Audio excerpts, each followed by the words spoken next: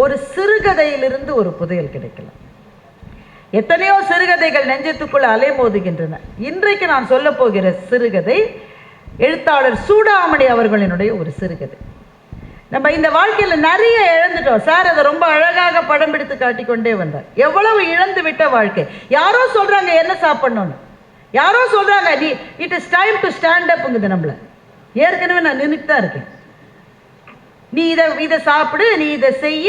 இப்போ நீங்கள் சும்மா வாட்ஸ்அப் எடுத்து சும்மாவாது ஒரு ரெண்டு மூணு குரூப்ஸுக்கு அனுப்புங்களேன். அதான் ஏகப்பட்ட குரூப்ஸ் இருக்கேன்.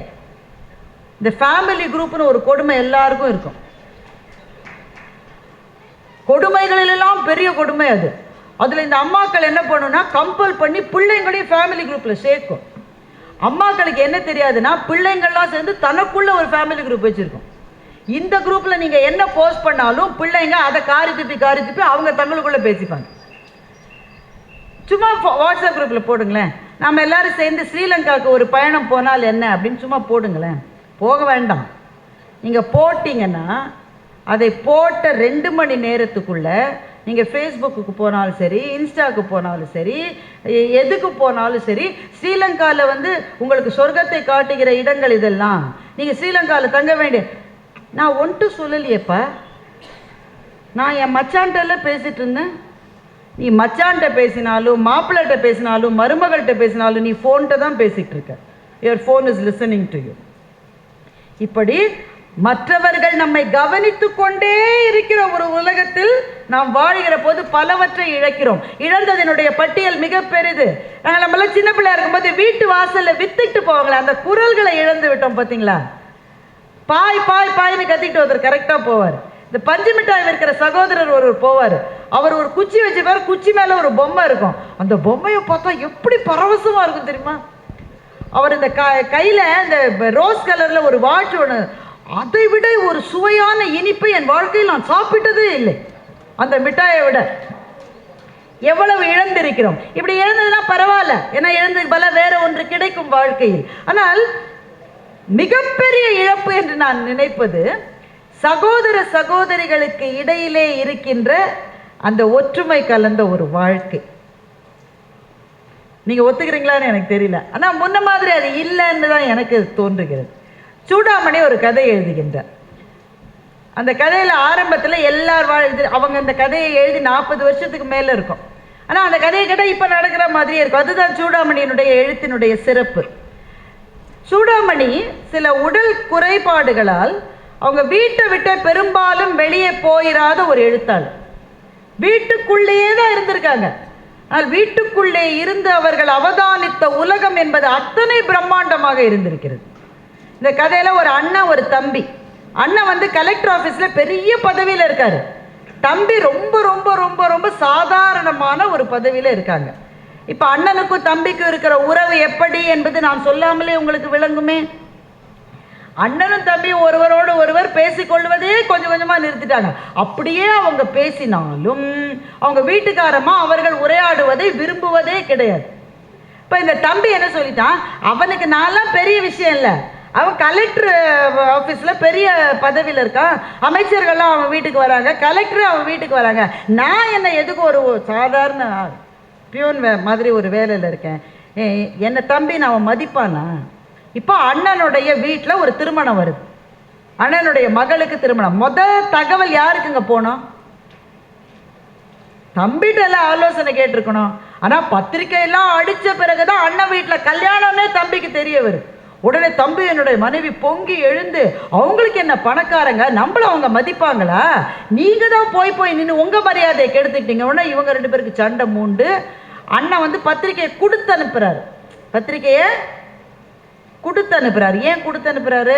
அவங்க வீட்டுக்காரம்மா சொல்லியிருக்கோம், அந்த வீட்டுக்கெல்லாம் போய் நான் பத்திரிக்கை வைக்கிறதா இல்லை அப்படின்னு சொல்லியிருக்கோம். தம்பி சொல்லிட்டாரு, கல்யாணம் பக்கத்திலே தான் மண்டபம், ஒரே பெரிய பந்தல் போட்டு பிரம்மாண்டமாக இருக்குது. தம்பியினுடைய மனைவிக்கு டிக்கு டிக்கு டிக்கு டிக்குன்னு ஆவல். நான் வேணா போயிட்டு வரட்டாங்குது. அவமானப்பட்டு வருவேன். நானே போல, நீ எதுக்கு போகிற? இல்லை, என்ன சீர் வச்சுருக்காங்க, என்ன செஞ்சுருக்காங்க, என்ன வரிசை வச்சுருக்காங்க, யார் யார் வர்றாங்க, அதை மாத்திரம் பார்த்துட்டு, சிச்சி அங்கெல்லாம் நான் சாப்பிட மாட்டேன், கை நினைக்கவே மாட்டேன், அதை மாத்திரம் பார்த்துட்டு வரேன்னு மனைவி மட்டும் வேவு பார்க்க போகுது. கல்யாணத்துக்கு போல வேவு பார்க்க போகுது. போன இடத்துல அந்த அண்ணனுடைய மனைவி தம்பியினுடைய மனைவியை பார்த்து, ஏம்மா வழி தெரிஞ்சுதான் அவங்க வீட்டுக்காரர் வரலையா, கூப்பிட்ற மாதிரி கூப்பிட்டா வர்றவங்களாம் வருவாங்க, கூப்பிட்ற மாதிரி நீங்கள் உறவை வச்சுக்கிட்டு இருந்தால் நாங்கள் வந்து கூப்பிட்ருவோம், பேசிக்கிட்டே போகிறாங்க. அதுக்குள்ளே கல்யாணத்துக்கு டைம் ஆயிடுச்சு. அண்ணன் வந்து மாடியிலேருந்து கலெக்டர் வந்துட்டார். கலெக்டரை வரவேற்க அண்ணன் மாடியிலேருந்து தப்புன்னு இறங்கி வர்றாரு. வழியில் யாரோ காஃபியை கொட்டி வச்சுருக்காங்க. கால் வழுக்கி விழுந்து ஃப்ராக்சர் ஆயிடுச்சு. வலி தாங்க முடியாமல் அண்ணன் கத்துறாரு. இப்போ அவர் தான் நின்று அந்த சடங்கு முறையை செய்யணும். அப்பா இருந்து செஞ்சால் தானே திருமணத்தை செய்ய முடியும். உடனே அண்ணனுடைய மனைவி ஐயோ இப்படி ஆயிடுச்சு, எந்த கண்ணு பட்டுதோ, எந்த நொல்ல கண்ணு பட்டுதோ, இப்படி ஆயிடுச்சே, சரி கல்யாணத்தை வேற தேதிக்கு மாற்றி வைக்கலாங்குது அண்ணனுடைய மனைவி.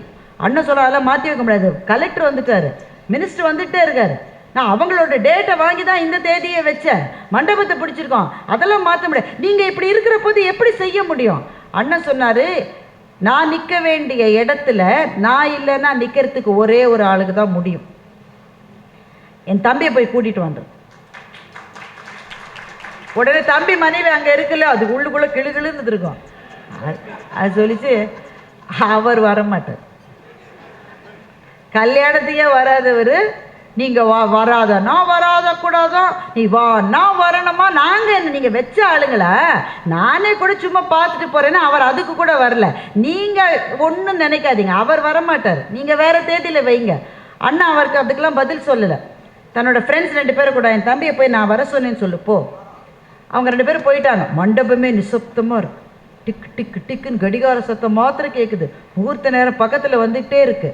நேரம் ஆக ஆக தம்பியினுடைய மனைவிக்கும் மகிழ்ச்சி, அண்ணனுடைய மனைவிக்கும் மகிழ்ச்சி. இந்த ஒரே ஒரு விஷயத்துல தான் ஒத்துமையா இருந்தாங்க. ஏன்னா வரக்கூடாதுன்னு தான் 2 பேரும் நினைக்கிறாங்க. கிட்டத்தட்ட முகூர்த்த நேரம் வந்தது, வாசல்ல நிழலாடியது. தம்பி வந்துட்டு, அண்ணா என்ன ஆச்சுண்ணா உனக்கு, எனக்கு என்ன ஆச்சுன்றது அப்புறம் பார்க்கலாம், எனக்கு வச்சிருந்த புது வேஷ்டியை நீ கட்டிக்க, நேர மணமேடைக்கு போ, ஒரு இடத்துல நான் நிற்க முடியலன்னா அது செய்யறதுக்கு உனக்கு மாத்திரம்தான்டா உரிமை இருக்கு.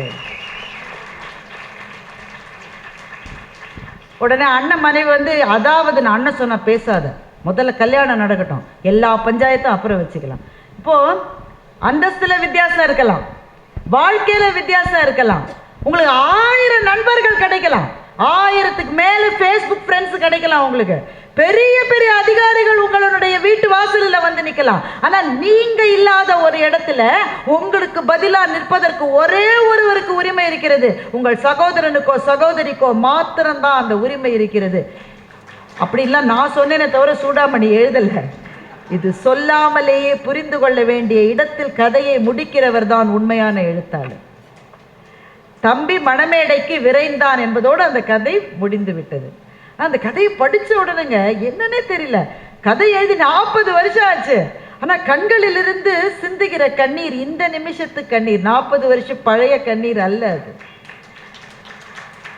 இப்போ ஓடிக்கிட்டே இருக்கிற வாழ்க்கையில் ரொம்ப முக்கியமாக ஒன்று மறந்துட்டோம்ல, நம்ம சின்ன வயசுல யார் கையை பிடிச்சிட்டு போனோமோ அவங்கள மறந்துட்டோம்.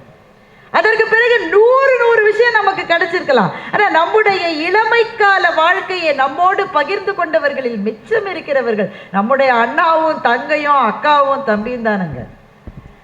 வாழ்க்கையில எதை இழந்தாலும் இழக்கலாம், சண்டைலாம் வரும், அப்படித்தான் சண்டை வரும். என்ன சண்டை இருந்தாலும் எங்க அக்காவை நான் விட்டு கொடுக்க மாட்டேன், எங்க அண்ணனை நான் விட்டு கொடுக்க மாட்டேன், என் தம்பி அப்படி பேசாத என்ற வார்த்தைகளை இழந்திருக்கிறோம் இல்ல. இதுதான் இழப்புகள் எல்லாவற்றையும் விட மிகப்பெரிய இழப்பாக எனக்கு தோன்றுகின்ற இழப்பு. அப்போ இதை படிக்கிற போது அல்லது இந்த கதையை நான் சொல்ல கேட்கிற போது உங்கள் யாரோ ஒருவருக்கு 1 வருஷம் ஆச்சுல என் தம்பிகிட்ட பேசி ஒரு காலாவது பண்ணிடலாமா, என்னடா எப்படிடா இருக்க, பொங்கலுக்கு வரையாடா, ஒரு வார்த்தை கேட்டுடலாமா, இவ்வளோ நாள் கேட்கல, ஏன் அவங்க அந்த நாய் கேட்கட்டும், நான் தான் கேட்கணுமா, அவன் என்னை கேட்க, அப்படி தானே கேட்காம இருந்தீங்க. ஆனால் சூடாமணியினுடைய எழுத்தில் இருக்கிற ஏதோ ஒன்று நம்முடைய நெஞ்சத்துக்குள் பாறையாக இருக்கிற எதையோ உடைத்து தள்ளிவிட்டு, எதுக்குடா இந்த வீராப்பு, இந்த வீராப்பு எவ்வளவு நாளைக்கு உனக்கு, நீ யோசிச்சு பாரு. சின்ன வயசுல உன்னோட கிளாஸ்ல உன்னை எல்லாரும் அடிச்ச போது நீ போய் அண்ணன்ட்ட போய் சொன்னிய, அண்ணன் வந்து எவன்டா என் தம்பி அடிச்சதுன்னு வந்து நின்னானே, அந்த நாளை நீ மறந்துட முடியுமா? அந்த உறவு ஒன்று ஆரம்பத்திலே தொடங்கிய உறவினுடைய அடர்த்தி என்பது பிறகு வந்த எந்த உறவின் அடர்த்தியை விட அந்த அடர்த்தி தான் அதிகமாக இருக்கும். அது ஆண்களுக்கும் சரி பெண்களுக்கும் சரி. சகோதர சுவைன்னு சூடாமணி இன்னொரு கதை எழுதியிருக்காரு. இந்த சகோதரர்களுக்குன்னு கொடுக்க வேண்டிய நேரத்தை வாழ்க்கை என்கிற காட்டாறு ஓடுகிற வேகத்தில் இழந்து விட்டோமே, இதை விட பெரிய இழப்பு இருக்க முடியுமா என்று நம்ம எல்லாம் ஒரு நிமிடம் சிந்திக்க வைத்து சகோதர சுவை என்கின்ற புதையலை இந்த ஒரு கதை கொடுக்க முடியும் என்று சொன்னால் ஒவ்வொரு கதையிலிருந்தும் நமக்கு என்னென்ன கிடைக்கும் என்பதை யோசித்து பாருங்கள். எனவே ஒரு கதைக்குள்ளிருந்து ஒரு புதையலையே நம்மால் எடுத்து விட முடியும். அப்போ ஒரு வார்த்தையிலிருந்து ஒரு புதையல் கிடைக்கலாம், ஒரு வாசகத்திலிருந்து ஒரு புதையல் கிடைக்கலாம், ஒரு கவிதையிலிருந்து ஒரு புதையல் கிடைக்கலாம், ஒரு கதையிலிருந்து ஒரு புதையல் கிடைக்கலாம், ஒரு புத்தகத்திலிருந்து ஒரு புதையல் கிடைக்கலாம். புத்தகத்திலிருந்து ஏன் புதையல் கிடைக்கும் என்று சொன்னால், நிறைய பேர் என்கிட்ட சொல்ற பிரச்சனை என்னன்னா, மேடம் படிக்கணும்னு நீங்கள் சொல்கிறீங்க மேடம் அந்த புத்தக கண்காட்சியில், நானும் புக்கெல்லாம் வாங்கினேன் மேடம், படிக்க ஆரம்பித்தா அப்படியே ஒரு தூக்கம் வருது பாருங்க. அப்படிதான் வரும். தூக்கம் வராதுன்னு உங்களுக்கு யார் சொன்னது? அப்படிதான் வரும். அதில் ஏதோ ஒரு சொல், அந்த சொல் அது உங்களை பிடிச்சிரும் பாருங்க. அதை பிடிச்சிட்டீங்கன்னு வைங்க, அதுக்கப்புறம் எந்த தூக்கமும் வராது. அந்த புத்தகத்தை படித்து முடிக்காமல் உங்களால் தூங்கவே முடியாது. ஏன் புத்தகம் நம்மை அந்த எல்லைக்கு அழைத்து போகிறது என்றால், புத்தகம் ஒன்றில் தான் படிக்கிற போது நம் நெஞ்சத்துக்குள் காட்சிகளை நம்மால் வரைந்து கொள்ள முடியும். நமக்கான இசையை நாமே உருவாக்கி கொள்ள முடியும். நம்முடைய கற்பனை என்கின்ற குதிரைக்கு 4 கால்களும் 6 சிறகுகளும் கொண்டு அது வானத்தில் எழுகின்ற அழகை நாமே பார்க்க முடியும். அந்த எழுத்தாளர் யார்? அவரை நான் இதுவரை பார்த்ததே கிடையாது. அவர் என்ன ஜாதின்னு எனக்கு தெரியாது. அவர் எந்த ஊர்க்காரர் எனக்கு தெரியாது. அவர் எந்த இடத்துல வேலை செய்யறாரு? காசு இருக்கிற எழுத்தாளரா காசு இல்லாத எழுத்தாளர் எனக்கு கவலை இல்லை. ஆனால் என் நெஞ்சத்துக்கு அவர் மிக நெருங்கியவர். அந்த எழுத்தாளரை என்றாவது ஒரு நாள் நான் சந்தித்தால் அநேகமாக அவர் பக்கத்தில் போய் உங்க கதைன்னா எனக்கு ரொம்ப பிடிக்கும் சார்னு சொல்லக்கூட மாட்டேன் நான்.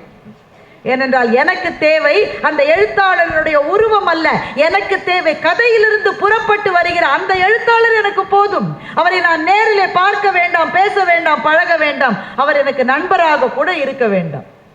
ஒருவேளை அப்படி பக்கத்திலே போய் இவரா இப்படி எழுதினார்னு சந்தேகம் வந்துருச்சுன்னா, அதனால் தூரத்திலிருந்து தெரிகிற அந்த தரிசனம் என்பது ஜோதிமயமான தரிசனம்.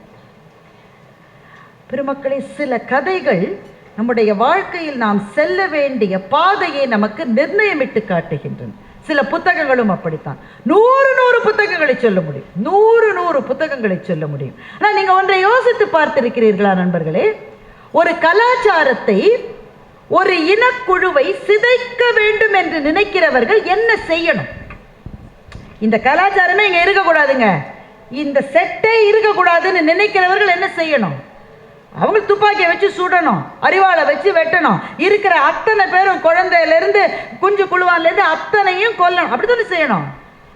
ஆனால் என்ன ஆச்சரியம் பாருங்கள், ஒரு பண்பாட்டையே மறைய செய்ய வேண்டும் என்று நினைக்கிறவர்கள் அந்த பண்பாட்டினுடைய உரைக்கல்லாக இருக்கிற நூலகங்களைத்தான் எப்போதும் எரித்திருக்கிறார்கள். பண்டைய அலெக்சாண்ட்ரா என்ற நகரை பற்றி எரிந்தது ஏன்? அங்கே ஒரு நூலகம் இருந்தது. த பேஜன் கல்ச்சர் என்று ஐரோப்பாவிலே அன்றைக்கு பரவலாக இருந்த ஒரு பண்பாட்டு குறியீட்டை அழிக்க நினைத்தவர்கள் ஆட்களையும் கொன்றார்கள். அதை விட முக்கியமாக ஆட்களை கொன்றா கூட ஒருத்த புதுசா முளைச்சிட்டே இருக்காயா, புதுசா முளைக்கிறவன் இனிமே முளைக்காம இருக்கணும்னா அந்த பண்பாட்டினுடைய பாதுகாவலாக இருக்கிற நூலகத்தை எரிக்க வேண்டும் என்று அலெக்சாண்ட்ராவிலே பற்றி எரிந்த தீ முதல் தீ நாலாந்த அறிவின் களஞ்சியமாக பெட்டகமாக இருந்தது. அங்கே அந்த புத்தகங்களுக்கு, ஓலைச்சுவடிகளுக்கு இடப்பட்ட தீயை அணைப்பதற்கே மாத கணக்கில் ஆகியது என்று வரலாற்று ஆய்வாளர்கள் கூறுகிறார்கள். அத்தனையும் ஏன் எரித்தார்கள்? அந்த புத்தகங்களின் மீது இருக்கிற வெறுப்பினால் அல்ல. அந்த புத்தகம் இருக்கிற வரை அந்த அறிவு ஜீவி ஒருத்தங்க கிளம்பிக்கிட்டே இருப்பான். அடுத்த அறிவு ஜீவி வரக்கூடாது என்றால் புத்தகங்களை அழிப்பது ஒன்றுதான் வழி என்று சொன்னார்கள். அண்மையிலே எரிந்த தீ, யாழ் நூலகத்திலே எரிந்த தீ. அங்கே எத்தனை லட்சம் புத்தகங்கள்னு தெரியவில்லை. கிட்டத்தட்ட 5 லட்சம் புத்தகங்கள் என்று எழுத்தாளர் சுஜாதா ஒரு குறிப்பிலே சொல்லுகின்றார். அத்தனை புத்தகங்களும் எரிக்கப்பட்டன. எனவே ஒரு ஒரு அறிவு சார்ந்த ஒரு சமூகத்தை, ஒரு இனத்தை, ஒரு பண்பாட்டு குழுவை நீங்க கட்டுப்படுத்தணும்னு நினைச்சா கொலை மாத்திரம் ஆயுதம் அல்ல, நூலகங்களை எரிப்பதும் ஒரு ஆயுதம் என்றால் அதிலிருந்து புரிந்து கொள்ளுங்கள் புத்தகத்தினுடைய சக்தி என்ன என்பதை அதிலிருந்து நீங்கள் புரிந்து கொள்ளுங்கள். அந்த புத்தகம் இருக்கிறவரை, இன்னைக்கு அந்த புத்தகத்தை யாரும் படிக்காமல் கூட இருக்கலாம், ஆனால் அது வாழுகிறவரை யாரோ ஒரு புரட்சியாளன் கிளம்பி வந்து கொண்டுதான் இருப்பான். அவனை உங்களால் நிறுத்தவே முடியாது. ஒவ்வொரு புத்தகமும் இதுவரை நாம் பார்க்காத ஒரு வாழ்க்கையை நமக்கு காட்டிக்கொண்டே இருக்கிறது. நான் 100 உதாரணம் சொல்ல முடியும், ஆனால் எனக்கான நேரம் கிட்டத்தட்ட நிறைவடைகிற பொழுது வந்து விட்டது. ஒரே ஒரு புத்தகத்தை சொல்றேன். இங்க ஒரு புத்தகத்தை சொல்றதுனால இந்த அம்மா ஒண்ணுதான் படிச்சு நினைக்காதீங்க, சொல்றதுக்கு நேரம் அவ்வளவுதான் இருக்கு. மிக மிக சிறப்பான ஒரு புத்தகம் கிழக்கு பதிப்பகத்தில் போட்டிருக்காங்க. கழுகுகளின் காடு என்று ஒரு புத்தகம். அது ஏன் அந்த புத்தகத்தை பற்றி நான் சொல்கிறேன்றதை முதல்ல சொல்லிடுறேன். திரு சந்திரசேகர் என்கிறவர் அதை எழுதியிருக்கிறார். அநேகமாக அவர் காட்டிலாக்காவினுடைய துறை அதிகாரியாக ஒருவேளை இருக்கிறார் என்று நினைக்கின்றேன். வேலை நிமித்தமாக காடுகளுக்கு போகிற அந்த பணி அவருக்கு. காடுகளுக்கு போகிற போது அந்த வாழ்க்கை அவரை ஆச்சரியப்படுத்துகிறது, அவரை அதிசயிக்க வைக்கிறது. அதே புத்தகம் ஆங்கிலத்திலே மொழிபெயர்க்கப்பட்டு எமரால்ட் பதிப்பகமும் அதை வெளியிட்டிருக்கிறார்கள். அவர் ஒரு தகவல் சொல்றாரு. இப்போ நான் சொன்னேன்ல, புக்கை படிக்கிறேன்னா ஆரம்பிக்கிறேங்க, தூக்கமாக எனக்கும் அப்படிதான் வந்தது. அந்த புத்தகத்தை ஒரு நண்பர் மூலமாக பெற்றேன். நம்ம கழுகெல்லாம் எங்கங்க நம்ம பார்த்துருக்கோம்மா. நான் திருவல்லிக்கேணியில் ரொம்ப வருஷம் இருந்தேங்க. அங்கே பக்கத்துலேயே என்ன இருக்குன்னு உங்களுக்கு தெரியும், ஒரு இடுகாடு இருக்கிறது. அதனால அங்கே கழுகை பார்த்துருக்கேன். இல்லாட்டி தினம் கழுகை பார்த்துட்டு இருக்கோம்மா. நம்ம வாழ்க்கையில் கழுகை பார்க்கறதே ரொம்ப இது. திருப்பரங்குன்றத்தில் கழுகு வரும்னு எங்களால் எக்ஸ்கர்ஷன் கூட்டிப்போம். அப்போ இதை தவிர கழுகு பற்றி நமக்கு ஒன்றும் அவேர்னஸே கிடையாதுங்க. அதுவும் ஒரு பறவை. ஐயா குயிலை பற்றி சொன்னார், காக்காவை பற்றி, அதெல்லாம் அது பார்க்குறோம். இது கண்ணிலே பட மாட்டேங்குது. ஏனென்றால் கழுகுகள் நாம் இழந்து கொண்டிருக்கிற ஒரு பறவை இனம். இந்த புத்தகம் அதை பற்றி பேசுகிறது. எனக்கு எப்போ அந்த ஒரு பாயிண்ட் வர்ற மட்டும் கொஞ்சம் நமக்கு தூக்கம் வர மாதிரி தான் இருக்கும். அப்புறம் சரி, ஒரு த்ரில்லரே இல்லையே. ஒரு ஹீரோ வந்தான், அவன் நடக்கிற போதே நெருப்பு பொறி பறந்தது, அவன் இந்த பக்கம் பண்ணால் 100 பேர் விழுந்தான், இப்படி பண்ணால் 100 பேர் விழுந்தான், இதெல்லாம் எதுவுமே இல்லைங்க. ஒரு டூயட் இல்லை. நீங்கள் எவ்வளோ நேரம் படிப்பீங்க? நீங்கள் திடீர்னு ஒரு லைன் வந்தது, அவ்வளோதான். அதுக்கு பிறகு அந்த புத்தகத்தை வைக்கவே முடியல என்னால். ஒரு புள்ளி விவரம் சொல்லுகிறார், ஒரு டேட்டா. இந்த கழிவு இருக்குல்ல, நம்மளாம் எவ்வளோ குப்பை போடுறோம் உங்களுக்கு தெரியும். இந்த கழிவுகளை அகற்றுவதற்கு நம்முடைய அரசாங்கம், மாநகராட்சி எவ்வளோ செலவழிக்கிறாங்க? கோடிக்கணக்கில் செலவழிக்கிறாங்க. ஒரே ஒரு கழுகு தன்னுடைய வாழ்நாளில் அகற்றுகிற கழிவுக்கு நீங்கள் ஒரு பொருளாதார மதிப்பு போட்டால் கிட்டத்தட்ட 3.5 லட்சம் ரூபாய் செலவாகக்கூடிய அளவுக்கான கழிவை ஒரு சின்ன கழுகு நீக்கி விடுகிறது தன் வாழ்நாள். இந்த பாயிண்ட் உங்களுக்கு புரிந்ததா? நாம் ஒன்றுமே துப்புரவு பணி செய்கிற சகோதரர்கள் இல்லைன்னு வச்சுக்கிட்டா கூட நிறைய கழுகு தான் அந்த வேலையை அதுவே செஞ்சிடும். ஆனால் அந்த கழுகுகளை நம்முடைய அஜாக்கிரதையினாலும் நம்முடைய அலட்சியத்தினாலும் இழந்து கொண்டே இருக்கிறோம். அந்த எண்ணிக்கை குறைந்து கொண்டே. இதுதான் அந்த புத்தகத்தினுடைய நோக்கம். அந்த புத்தகத்தில் இவர் அம்மினி அம்மான்ற ஒரு அம்மாவை ஒரு வயசான அம்மாவை சந்திக்கிறார். அவங்க பழங்குடி இனத்தை சேர்ந்தவர்கள். இவர் எதுக்கு போறாருனாக்க, அந்த பழங்குடி இனத்தை சேர்ந்த யாராவது ஒரு ஆடவர், ஒரு ஆண்கிட்ட இன்டர்வியூ எடுக்கணும்னு இவர் போறார். இவர் போன நேரம் பாருங்க, ஆண்கள் யாருமே இல்லை. அவங்களாம் வேலைக்கு போயிட்டாங்களா? இல்லை, யாருமே இல்லை. இங்கே அம்மினி அம்மான்னு ஒரு அம்மா இருக்குதுங்க. இது கூடலூர் பக்கத்தில். இவர் காட்டுக்கு போறார். அம்மினி அம்மாவுக்கு 84 வயசுக்கு மேலே ஆச்சு. அந்த அம்மாட்ட வேணா பேசுங்க. என்னங்க, நான் கொஞ்சம் இன்டர்வியூக்காக வந்திருக்கேங்க. அதாவது ஆண்கள் காட்டுக்குள்ளே போகிற அளவு பெண்கள் போக மாட்டாங்க தானே அப்படின்னு இவர் சொல்கிறார். பெண்கள் அவ்வளோலாம் போக மாட்டாங்க, அவங்களுக்கு அவ்வளோ விஷயம் தெரியாது. நீ வேணும்னா இந்த அம்மாட்ட எடு, இல்லைன்னா கிளம்பிக்கிட்டே இருந்தால் அவங்க சொல்லியிருக்காங்க. சரி, வந்த வேலைக்கு இதையாவது முடிப்போமேன்னு அம்மினி அம்மா, அதுவும் 84 வயசு பாட்டி என்ன பேசுன்னு நினச்சிக்கிட்டு இவர் போயிருக்கார். அந்த அம்மாவோட இன்டர்வியூ எடுத்துருக்க பாருங்க, அதுதான் அவருக்கு கிடைத்த புதையல். ஒவ்வொருத்தருக்கும் புதையல் ஒவ்வொரு இடத்துல கிடைக்குது இல்லை. அவருக்கு கிடைத்த புதையல் அம்மினி அம்மாவோட. அம்மினி அம்மா வீட்டுக்கு இவர் போறாரு. வீடுனா என்னங்க, நமக்கெல்லாம் தெரியவே தெரியாது. பழங்குடியின மக்களினுடைய வீடெல்லாம் எப்படி இருக்குன்னு கூட நமக்கு தெரியாது. வெறும் மண்ணை குழைச்சு பூசின தரைங்க, அவ்வளவுதாங்க வீடு. வெறும் மண்ணை குழைச்சு அப்படி ஒரு வீடு மாதிரி ஒன்று, அவ்வளவுதான். அதில் தான் அந்த அம்மா 84 வருஷமா இருந்துட்டு இருக்கு. இவர் போற பாதையை பார்த்தா அந்த பாதையில யானைகள் நடந்து போன தடம் இருக்கு. ஒரு யானை 2 யானை இல்லை, பல யானைகள் நடந்து போன தடம். அந்த அம்மா வீட்டுக்கு பக்கத்துலயே போயிருக்கு யானை எல்லாம். நாம காட்டு வழியில யானையை பார்த்தா என்ன ஆகும், நாம உடனே மேன் அனிமல் கான்ஃபிளிக்ட் அடுத்த நாள் பேப்பர்ல வந்துடும். மனிதனும் விலங்குகளும் ஒன்றுக்கொன்று எதிரானவை. இவர் அம்மினி அம்மாட்ட கேட்கிறாரு, யானை வந்துதா? தினம் தான் வருது. என்னம்மா இப்படி சொல்ற? ஆமா, இது யானை போற பாதை தானே, இங்கதான் போகும். ஏம்மா உன் வீட்டை பார்த்தா ஒருத்தர் தும்மினாலே விழுந்துடுற மாதிரி இருக்கு. யானை இந்த பக்கமா போயிருக்கு, லேசா ஒரு சாஞ்சா கூட உன் வீடு விழுந்துருமேம்மா. அதெல்லாம் பெரியவர் செய்ய மாட்டார். யாரு பெரியவர்? சாமிங்க. யாரு சாமி? உங்க சாமி. அதுதாங்க, நாங்க யானை எல்லாம் சொல்ல மாட்டோம், அதெல்லாம் டவுனுக்காரங்க சொல்லுவீங்க. நாங்க பெரியவர்னு தான் சொல்லுவோம். அது இந்த வழியா போகும், சொல்ல சமயம் அப்படி இப்படிங்க. நாங்க வீட்டுக்குள்ள இருந்தே, பெரியவரே வீட்டை இடிச்சிடாதப்பா, இருக்கிறதே இது ஒண்ணுதான்ப்பா, நான் அடக்க ஒடுக்கமா போகுமே தவிர வீட்டை தொடாதுன்னு அம்மினி அம்மா சொல்லுது. சார் இது நடந்தது சார், நடந்தது தான் அவர் பதிவு செய்யறாரு. எனக்கு இப்ப என்ன கேள்வினாக்க, ஒரு காட்டிலே 84 ஆண்டுகள் வாழ்ந்த ஒரு பெண், முறையான கல்வி என்பது அவர்களுக்கு இருந்திருக்கும் என்று நான் நினைக்கவில்லை. ஸ்கூல்ல போய் படிச்சு, காலேஜில் போய் படிச்சு, என் பையன் என்ஜினியர் ஆனோம், என் பையன் இதெல்லாம் என்னன்னு அவங்களுக்கு தெரியாது. ஆனால் அந்த இருக்கிற ஒவ்வொரு இலையை பற்றியும் அந்த 84 வயது பெண்ணுக்கு ஒரு தகவல் தெரிந்திருக்கிறது. அந்த காட்டிலே இந்த மரத்து பக்கத்துல கையை வைக்காதீங்க, அது உங்களுக்கெல்லாம் அரிக்கும். உங்களுக்கெல்லாம் அரிக்கும்னா உங்களுக்கு அரிக்காதா? எங்களை பார்த்தா அது அரிப்பு எடுக்காதுங்குது. அப்ப அந்த மரத்துக்கும் அந்த மனிதர்களுக்கும் ஏதோ ஒரு பேச்சுவார்த்தை நடக்கிறது. அது நம்மை போல அந்நியர்கள் போனால்தான் அதுக்கு பிடிக்கலையே தவிர அங்கேயே வாழ்கிறவர்களோடு சேர்ந்து வாழ அது தயாராக இருக்கிறது.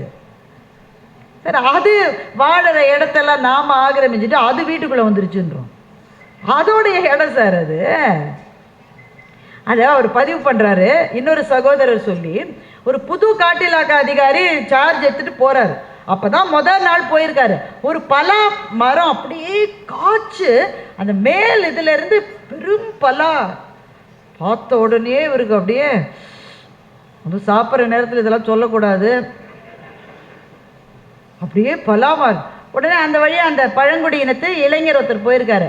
தம்பி இங்க வா, அதிகாரி சொன்னா வராம இருக்க முடியுமா? அவர் வந்திருக்காரு. இந்த மரத்தில் அப்படியே ஏறி அந்த பலா அதை கட் பண்ணி போடுப்பா. செய்ய மாட்டேன். காசு தரேன்ப்பா. காசு கொடுத்தாலும் செய்ய மாட்டேன். நம்ம சொல்லுவோம்மா சார், இதை காசு கொடுன்னு காசு கொடுக்குறேன்னு அடுத்த கேள்வி நாம என்ன கேட்போம்? எவ்வளோ தரும்? அதெல்லாம் கம்மி, டபுள் கொடுத்தா செய்கிறேன். நம்ம லாங்குவேஜ் அப்படி தானே இருக்கு இல்லை? அந்த பையன் சொல்லியிருக்கான், என்ன காசுன்னு கேட்கல, அவனுக்கு காசு பெரிய விஷயம் தானே. காசு கொடுத்தாலும் செய்ய மாட்டேன். ஏன்டா செய்ய மாட்டேன்? அதிகாரி சொல்றேன்டா. அதிகாரி சொன்னாலும் செய்ய மாட்டேன்.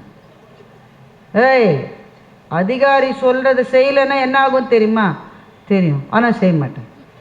ஏன்டா செய்ய மாட்டேன்?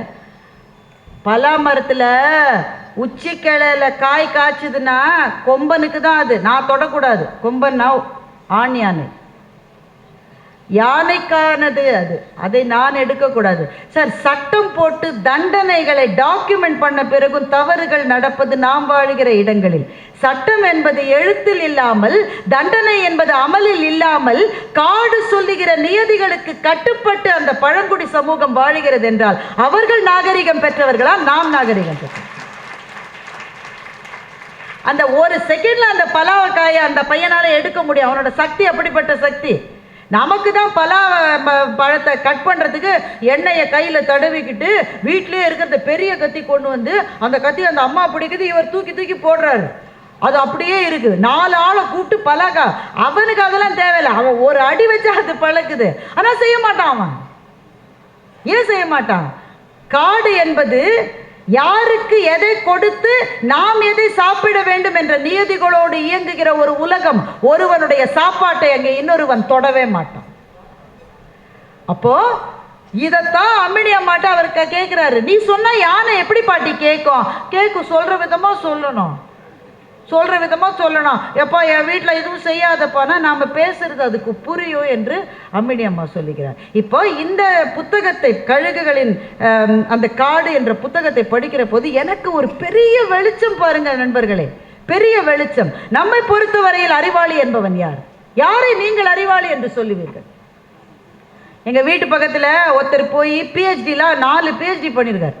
அவர் பெரிய அறிவாளி. எதிர் வீட்டில் ஒரு ஆள் பெரிய அதிகாரிங்க. இந்த அதிகாரி படித்தவர் எல்லாரும் போய் யார்கிட்ட கும்பிட்டு நிற்கிறாங்கன்னா, ஜாஸ்தி காசு இருக்குல்ல அவன்கிட்ட போய் கும்பிட்டு நிற்கிறாங்க. அதனால் அவன் தான் எல்லாரையும் விட பெரிய ஆள். இதுதானே நம்முடைய மதிப்பீடு. யார் டெக்னாலஜிக்கலி சாவி, பெரிய டெக்னாலஜி படிப்பெல்லாம் படிச்சிருக்கார், ரொம்ப பெரிய மருத்துவர், ரொம்ப பெரிய வக்கீல். அப்போ முறை சார்ந்த கல்வி கற்றவர்களை, புத்தகங்கள் படித்தவர்களைத்தான் அறிவாளிகள் என்று மதிக்கின்றது நம்முடைய பார்வை. ஆனால் ஒரு காட்டிலே ஒவ்வொரு இலையும் ஒரு கதை சொல்லும், ஒரு காட்டிலே ஒவ்வொரு விலங்கும் இப்படி வாழும் என்று தெரிந்து வைத்தவர்களை அறிவாளிகள் என்று கூட நாம் ஏற்றுக்கொள்வதில்லை என்று சொன்னால் நம்மை விட முட்டாள்கள் வேறு யார் இருக்க முடியும்? இந்த புத்தகம் எனக்கு கொடுத்த மிகப்பெரிய புதையல் என்னவென்றால், அறிவு என்பது ஒரு வழிப்பாதை அல்ல, அது பரந்துபட்ட பல வழிப்பாதை. அவரவர் துறைகளில் அவரவருக்கு இருக்கிற அறிவை நாம் மதித்தோம் என்று சொன்னால் அப்போதுதான் நம்முடைய வாழ்வு எல்லாரையும் ஒன்றாக இணைத்து கொண்ட சமத்துவ வாழ்வாக மலர முடியும். இதுதான் எனக்கு கிடைத்த மாபெரும் பாடம். நீங்க பாத்தீங்கன்னா பெரிய அறிஞர்கள், அவங்கள சாமானியர்கள் ஜெயிச்சதா ஒரு கதை எல்லா தொன்மங்கள்லையும் இருக்கும். இப்போ அவ்வை பாட்டி ரொம்ப பெரிய புத்திசாலி தானே. ஒரு காட்டிலே இருக்கிற ஒரு சிறுவன் சுட்ட பழம் வேணுமா சுடாத பழம் வேணுமான்னு கேட்குறான். அப்போ அவ்வை அதை பாடலாக எழுதுகிறார். காட்டில் இருக்கிற ஒரு பையன்ட்ட நான் தோத்து போனேன், 2 நாள் எனக்கு தூக்கம் வராதுன்னு பாட்டு எழுதுறாய். இரு இரா துஞ்சாது என் விழின்னு எழுதுறான். அது அப்படிதான் இருக்கும் பாருங்க. நாங்கள் கூட பட்டிமன்றத்தில் சரியா பேசலைன்னா தூங்கவே முடியாது. அன்னைக்கு ராஜா அப்படி சொன்னப்போ நான் இப்படி பதில் சொல்லியிருக்கோம், ஐயோ விட்டனே இன்னுமே என்னத்து செய்யறது, அங்க எல்லாம் தோணணும். அப்போ நம்ம அந்த இடத்துல பதில் சொல்ல முடியலன்னா அது நம்ம தூங்க முடியாது. அதைத்தான் அவ்வை சொன்னா, இரு இரா துஞ்சாது என் விழி. அது மாதிரி தான் கம்பன் ஒரு வழியாக போனான்னா, மூங்கில் இலை மேலே தூங்கும் பனி நீரேன்னு ஒரு உழவன் பாட்டு பாடிட்டு வீட்டுக்கு போயிட்டானோ. ஐயோ அடுத்த நாள் எப்போ வருவான், அடுத்த லைன் என்ன கம்பனுக்கு வராத வரியா, அடுத்த லைன் கம்பனுக்கு வரல. அடுத்த நாள் அந்த உழவன் அதை கம்ப்ளீட் பண்ணான். மூங்கில் இலை மேலே தூங்கும் பனி நீரே வாங்கும் கதிரோனேன்னு உழவன் கம்ப்ளீட் பண்ணான். ஐயோ இது இல்லை கவிதைன்னு கம்பன் சொன்னதாக ஒரு கதை இருக்கிறது. நிஜமா நடந்திருக்கலாம், நடக்காம இருந்திருக்கலாம். ஆனா இந்த மாதிரி கதைகள் நிறைய இருக்கும். அறிவாளிகளை சாமானியர்கள் எதிர்த்து ஜெயித்ததாக. எனக்கு ரொம்ப பிடிச்ச கதை காளிதாசனை பத்தி கேள்விப்பட்டிருப்பீங்க. காளிதாசன் போஜராஜனுடைய அவையிலே அவை புலவனாக இருந்தான். போஜராஜனுக்கு காளிதாசனுடைய கவிதைனா அப்படி பிடிக்குமா, தினம் காளிதாசனை பாராட்டிக்கிட்டே இருப்பான். இந்த மாதிரி யாராலும் எழுதப்படும், இந்த மாதிரியா. அதனால காளிதாசனுக்கு கொஞ்சம் ஒரு வேளை வரும் தானேங்க, மனுஷன் தானேங்க, வரும் தானே கொஞ்சம். ஒரு ஊருக்கு போகிறான். அந்த தண்ணி தாகம் எடுக்குது. ஒரு பொண்ணு தண்ணி குடம் எடுத்துக்கிட்டு எதிரில் வர்றான். அந்த பொண்ணுக்கிட்ட, அம்மா கொஞ்சம் தண்ணி கொடு. யாருன்னு தெரியாதவங்களுக்கு நாங்கள் தண்ணி கொடுக்க மாட்டோம். இவன் யோசிக்கிறான், நான் யாருன்னு சொன்னால் இவளுக்கு புரியுமா, நான் எவ்வளோ பெரிய கவிஞன், அரசனே தினம் என்னை புகழறான், இதெல்லாம் இவளுக்கு எப்படி சொல்றது? சரி அதெல்லாம் சொன்னால் புரியாது அவளுக்கு. நான் ஒரு விருந்தாளின்னு வச்சுக்கம்மா, ஒரு விருந்தாளிக்கு தண்ணி கொடுமா என்று காளிதாசன் சொல்லுகிறான். அந்த பெண் சொன்னா, அந்த உலகத்தில் 2 விருந்தாளிகள் தான் இருக்கிறார்கள். ஒன்று செல்வம், இன்னொன்று இளமை. இது 2ம் தான் வந்துச்சுன்னா கட்டாயம் திரும்பி போயிடும். அதனால இது 2 தான் விருந்தாளி. இந்த 2ல் நீர் யார்? இவன் என்ன பதில் சொல்லுவான்? சரிம்மா விருந்தாளி இல்லை, நான் ஒரு பயணின்னு வச்சுக்கோ, எனக்கு கொஞ்சம் தண்ணி கொடு. இந்த உலகத்தில் 2 பயணிகள் தான் இருக்கிறார்கள். ஒன்று சூரியன், இன்னொன்று சந்திரன். அது 2ம் தான் நிற்காமல் போய்கொண்டே இருக்கிறது. இந்த 2ல் நீ யார்? இது என்னடா வெள்ளங்கம் பிடிச்ச பொண்ணா இருக்கும் போல இருக்கு. இது பாருமா, எனக்கு ரொம்ப விடாமுயற்சி உண்டு. நான் தண்ணி வேணும்னா தண்ணி வாங்கி குடிச்சிட்டு தான் போவேன் அப்படின்னு காளிதாசன் சொன்னான். அந்த பொண்ணு சொன்னான், இந்த உலகத்தில் 2 பேர் தான் விடாமுயற்சி உடையவர்கள். ஒன்று முடி, இன்னொன்று நகம். இது 2ம் தான் வெட்ட வெட்ட வளர்ந்துக்கிட்டே இருக்கும். இந்த 2ல் நீர் யார்? காளிதாசனுக்கு என்ன சொல்லுவது என்றே தெரியவில்லை. அம்மா, நான் ரொம்ப பொறுமையாக இருக்கேன். என் பொறுமைக்கும் ஒரு எல்லை உண்டு. இந்த உலகத்தில் 2 பேர் தான் பொறுமையானவர்கள். 1, நீ எவ்வளவு மிதித்தாலும் தாங்கிக் கொள்ளுகிற பூமி. 2, கல்லை விட்டு நீ எரிந்தாலும் கனியை கொடுக்கின்ற மரம். இந்த 2ல் நீர் யார்? வெறுத்துட்டான் வாழ்க்கையை. ஒன்ன போய் தண்ணி கேட்டேனே, என்னை விட பெரிய முட்டாள் இருக்கவே முடியாது. இந்த உலகத்தில் 2 முட்டாள்கள் தான் இருக்கிறார்கள். 1, எல்லாரும் தன்னை புகழ்வதால் தான் அறிஞன் என்று நினைக்கிற அரசன். அந்த அரசனே தன்னை புகழ்வதால் தான் தான் அறிஞன் என்று நினைக்கின்ற கவிஞன். இந்த 2ல் நீ யார் என்று கேட்டார். கதை சொல்லுகிறது, தாயே என்று காளிதாசன் அவள் காலில் விழுந்தான் என்று கதை சொல்லுகிறது. இது நிஜமா நடந்தாதுனா இந்த தொன்மம் நமக்கு சொல்லுவது ஒன்றுதான். அறிவாளிகள்னு சில பேர் ஸ்டாம்ப் குத்தி வச்சிருக்கோம் சார். அவங்க பதவியில் இருக்காங்க, அவங்க படிச்சிருக்காங்க, அவங்களுக்கு பட்டம் இருக்கு, அவங்கள்ட்ட இல்லை பணம் இருக்கு, அவங்க economically they are well to do. அவங்க பணமுடைய எவ்வளவு புத்தி இருந்தால் இவ்வளோ காசு எதிர்ப்பான்றோம், எவ்வளவு புத்தி இருந்தால் அவ்வளோ பெரிய பதவிக்கு போயிருப்பாங்கன்றோம். இப்போ இவர்களெல்லாம் நம்ம ஸ்டாம்ப் பண்ணி வச்சிருக்கோம், இவர்கள் தான் அறிவாளிகள், இவர்கள் தான் அறிவாளிகள். அறிவு என்பது குறிப்பிட்ட துறைகளுக்குள் சிறை வைக்கப்படுவது அல்ல என்ற வெளிச்சத்தை இந்த புத்தகம் தான் எனக்கு கொடுத்தது. பல துறைப்பட்ட அறிவு. அம்மினி அம்மாவுக்கு ஃபோனை எப்படி யூஸ் பண்ணுறதுன்னு தெரியாது சார். ஏன் வள்ளுவரே இன்னைக்கு வந்தால் கூட அவருக்கு அறிவில் நம்ம சொல்லிடுவோம், ஏன் அவர்கிட்ட ஃபோன் இல்லை. நம்ம பிள்ளைங்க ஒரு ஃபோன் கூட இல்லை இந்த தாத்தாட்ட. I don't think is intelligent அம்மா. ஆனால் அறிவு என்பது குறிப்பிட்ட துறைகளுக்குள் இருப்பதல்ல, அந்த துறை அறிவு அதை தாண்டி இருக்கின்ற விழுமியம் சார்ந்த அறிவு. சார், காட்டில் இருக்கிற அந்த அம்மா இங்க யானையும் நானும் சேர்ந்து தான் வாழ முடியும்னு சொல்லுதில்ல. யானையை அழிச்சிட்டு நான் வாழணும்னு அந்த அம்மா நினைக்கல. இல்ல, அப்படி அந்த அம்மா நினைக்காம இருக்கிறதுனால தானே அந்த அம்மாவை வாழறதுக்கு அந்த யானை அனுமதித்திருக்கிறது. என்றால் இயற்கை எல்லாரும் சேர்ந்து வாழுவதற்கான சூழலை தான் கொடுத்திருக்கிறது. அதைத்தான் எங்கள் தாத்தா வள்ளுவர் சொன்னார், பகுத்துண்டு பல்லுயிர் ஓம்பல் நூலோர் தொகுத்தவற்றுள் எல்லாம் தலை. எல்லாம் தலை. 1,00,000 புத்தகத்தை எழுதியிருக்காங்கடா இந்த உலகத்துல. ஒவ்வொருத்தரும் ஒன்று சொல்றான். எல்லாரும் சொல்றதை நீ செய்ய, அதெல்லாம் செய்யாட்ட கூட ஒன்று செய்ய. பகுத்துண்டு பல்லுயிர் ஓம்பல் நூலோர் தொகுத்தவற்றுள். This earth is for everybody. இது உனக்கானதுன்னு நீ நினைக்கிறல்ல மனுஷன். அதனால தானே சார் ஏரி மேல வீடு கட்டுறான். ஏன் அது அவனுக்கானதுன்னு அவன் நினைக்கிறான், இன்னொருத்த இருக்கக்கூடாதுன்னு அவன் நினைக்கிறான். அப்போ காட்டிலே வாழுகிற நம்மை போல பள்ளியிலே போய் படித்த அந்த முறை சார்ந்த அறிவு இல்லாதவர்களுக்கு நம்மை விட பெரிய ஞானம் இருக்கிறது. என்னவென்றால் காடு என்பது எல்லாரும் சேர்ந்து உறைந்து வாழுகிற இடம் என்ற எண்ணம் இருக்கிறது. நாட்டிலே வாழ்கிற நமக்கு இல்லையா சார்? நம்ம பார்க்கிங்ல 10 சென்டிமீட்டர் பக்கத்து வீட்டுக்காரனோட பைக் வந்தா சும்மா விட்டுருவீங்க நீங்க? ஒன்றும். அப்ப எனக்கு எனக்கு எனக்கு என்று சுருக்கி கொள்ளுகிற ஒரு அறிவைத்தான் முறை சார்ந்த கல்வி நமக்கு கொடுக்கும் என்றால் அந்த கல்வியால் என்ன பயன் நமக்கு?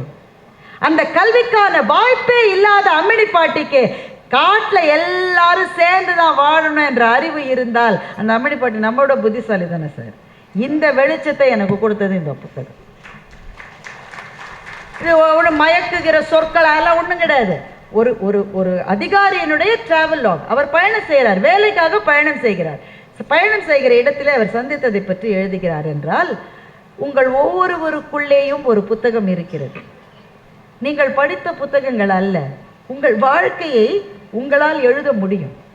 அப்படி நீங்கள் எழுதுகிற போது நாளா எழுத்தாளர் இல்லை, எழுத்தாளர்னு யாருமே கிடையாது. உங்களுடைய சொற்களுக்கு சத்தியம் இருந்தால் எழுத்து தன்னைத்தானே எழுதி கொள்ளும். உள்ளத்துள் உண்மை ஒளி உண்டாகில் வாக்கில் ஒளி உண்டாகும் என்று எங்கள் மகாகவி சொன்னார்.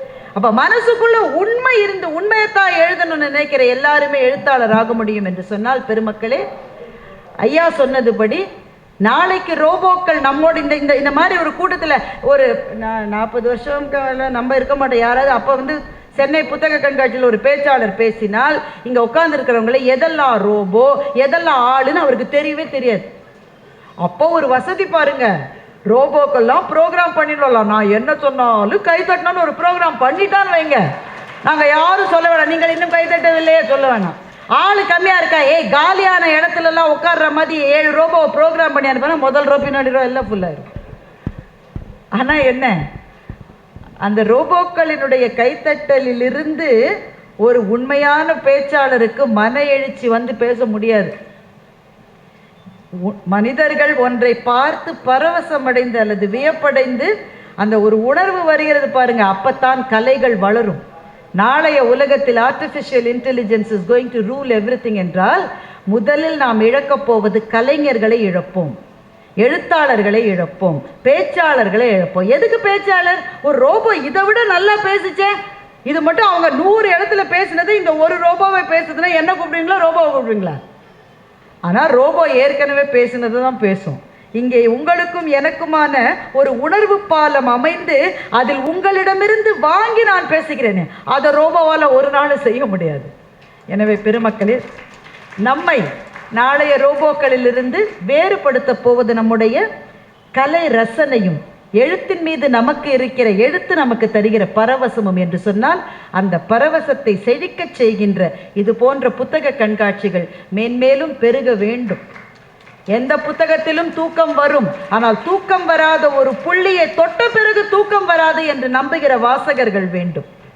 எழுத்து எனக்கு சோறு போடுகிற விஷயம் மாத்திரமல்ல, என்னுடைய ஆன்மாவுக்கான பரவசம் என்று நினைக்கின்ற எழுத்தாளர்கள் வேண்டும். இதை பற்றி தான் எழுதினோம். மாலா சேகரை காதலித்தாள், சேகர் மாலாவை காதலித்தாள், இந்த கதைகள்லாம் இருக்கட்டும். ஆனால் இதை தாண்டி காடுகளிலே வாழ்கிற அம்மினி அம்மாவை பற்றியும் கழுகுகளை பற்றியும் எழுதுகிற புத்தம் புது எழுத்தாளர்களும் சிந்தனைகளும் வேண்டும். அது மலர மலரத்தான் நாம் பரவசப்பட முடியும், ஆச்சரியப்பட முடியும், அழ முடியும், விம்ம முடியும், இன்னொருவரின் வேதனைக்காக நாம் துன்பப்பட முடியும். இதெல்லாம் தான் மனிதர்களையும் ரோபோக்களையும் பிரித்து காட்டுகின்ற விஷயம் என்பதனால் நமக்கு அந்த பரவசங்களை உருவாக்குகிற எழுத்தாளர்கள் வாழட்டும், புத்தக கண்காட்சிகள் வளரட்டும் என்று சொல்லி இந்த நல்ல வாய்ப்புக்கு நன்றி பாராட்டி முடிக்கின்றேன். வழக்கமாக கூட்டங்களில் பேச்சாளர் கைதட்டுங்கள் என்று கேட்டு வாங்கி கொண்டிருக்கிற காலம் இது.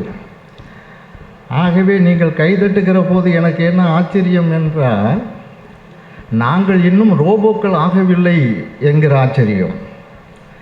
நீங்கள் கைதட்டுகிறதன் காரணமாகவே நீங்கள் இன்னும் மனிதர்களாக இருக்கிறீர்கள் என்பது ஒரு ஆச்சரியம். நண்பர்களே, நான் யோசித்து பார்க்கிறேன், உலகத்தில் இப்போது எனக்கு இருக்கிற மிகப்பெரிய ஆச்சரியம் என்ன என்றால், நான் யாருடைய ரோபோவாக இருக்கிறேன் என்பது எனக்கு தெரியவில்லை. இவர்கள் கூப்பிடுகிறார்கள், வருகிறேன். மனைவி கூப்பிடுகிறார், போகிறேன். மேலதிகாரி சொல்கிறார், செய்கிறேன். யாரோ தொலைபேசியில் அழைக்கிறார்கள், அழுகிறேன், சிரிக்கிறேன். அப்படி என்றால் நான் எனக்காக எதையாவது செய்து கொண்டு இருக்கிறேனா அல்லது யாருக்காக ரோபோவாக நான் வாழ்ந்து கொண்டிருக்கிறேனா என்பது எனக்கு புரியவில்லை. அப்படி என்றால் நான் ரோபோ இல்லை என்பதை நிரூபிப்பதற்கு எனக்கு என்ன இப்போது தேவைப்படுகிறது என்று யோசித்தேன். நான் ரோபோவாக இல்லை. அப்படி என்றால் எப்படி அதை நிரூபிப்பது? தாகூர் ஒரு கதை எழுதியிருப்பார். அதில் ஒருவர் இறந்து போயிருப்பார். அவரை கொண்டு போய் இடுகாட்டில் வைத்திருப்பார்கள். அங்கே நெருப்பு வைக்கிற போது அவருக்கு உயிர் வந்துவிடும். எழுந்து வருவார். வருகிறவரை பார்த்து கொண்டு போய் வைக்க வந்தவர்கள் எல்லாம் ஓடுவார்கள். ஏனென்றால் சுடுகாட்டுக்கு போனவர்கள் திரும்பி வரக்கூடாதா, பிணமாக போனவர்கள். ஆகவே வருகிறவர்கள், ஓடி வருகிறவர்கள் எல்லாம் சத்தம் போட்டு கொண்டு வருகிறார்கள். அங்கே பின்னே உயிர் பெற்று வருகிறவரும் சத்தம் போட்டு கொண்டு வருகிறார், நான் இன்னும் சாகவில்லை, நான் இன்னும் சாகவில்லை என்று. ஆனால் யாரும் நம்ப தயாராக இல்லை. சரி, வீட்டில் உள்ளவர்களாவது நம்புவார்கள் என்று வந்து கொண்டு இருக்கிறார். ஆனால் அந்த வீடு, மனைவி, அந்த வீதி எல்லாம் கடந்து வருகிற போது யாரும் அவரை நம்ப தயாராக இல்லை. கடைசியில் தாகூர் எழுதுகிறார், அந்த மனிதர் இறந்து போய் உயிர் பெற்று வந்த அந்த மனிதர் தான் இன்னும் சாகவில்லை என்பதை எப்படி நிரூபித்தார் என்றால், அங்கே இருந்த ஒரு மரத்தில் தூக்கு போட்டுக்கொண்டு செத்து நிரூபித்தார் என்று எழுதுவார். அப்போதுதான் அவர்கள் உணர்ந்தார்கள் என்று. நண்பர்களே, நாம் வாழ்கிற காலம் என்னவாக இருக்கிறது என்று புரிகிறதா? செயற்கை நுண்ணறிவிலும் கணினியிலும் நவீன அறிவியலிலும் நாம் சிக்கித் தவிப்பது உங்களுக்கு புரிகிறதா? நாம் கடந்து வந்த பாதையில் உலகத்தினுடைய எல்லா உயிரினங்களைப் போலத்தான் நாமும் வாழ்ந்தோம் இல்லையா? ஒரு புலியை பார்த்து, சிங்கத்தை பார்த்து, யானையை பார்த்து, ஏன் ஒரு இருட்டை பார்த்து கூட பயந்து கொண்டிருந்த ஒரு உயிரினமாய் நம் மனித குணம் இப்போது உலகத்தில் உள்ள எல்லா உயிரினங்களுக்கும் தலைமை தங்குகிற இடத்திற்கு வந்திருக்கிறது. பார்த்தீர்களா? எப்படி அது சாத்தியமானது? எப்படி அது சாத்தியமானது நண்பர்களே? அறிவுதான் அதை சாத்தியமாக்கி இருக்கிறது. அறிவு என்றால் எப்படி? எல்லாவற்றிற்கும் ஐந்தறிவு உடையவர்கள் உயிரினங்களுக்கும் அறிவு இருக்கிறது தான். ஆறாவது அறிவாக இருக்கிற உங்களால், மனித குலத்தால் மட்டும் எப்படி எது எதற்கு பயந்து கொண்டிருந்தோமோ அவற்றையெல்லாம் உங்களுக்கு பயப்படும்படியாக ஆக்கியிருக்கிறீர்கள். பார்த்தீர்களா? இது எப்படி சாத்தியமாகி இருக்கிறது என்று நினைக்கிறீர்கள்? அறிவுதான். அந்த அறிவு என்பது என்ன? எல்லாவற்றிற்கும் அறிவு இருக்கிறது. ஆனால் மனித குலத்திற்கு மட்டும் இது எப்படி சாத்தியமாகி இருக்கிறது என்று யோசித்தீர்களா? இது தலைமுறை தலைமுறையாக கைமாற்றி வருகிறது இந்த அறிவு. அப்படி இந்த தலைமுறைகளை கடந்து இந்த அறிவை கைமாற்றி கொண்டு வருவது எது தெரியுமா?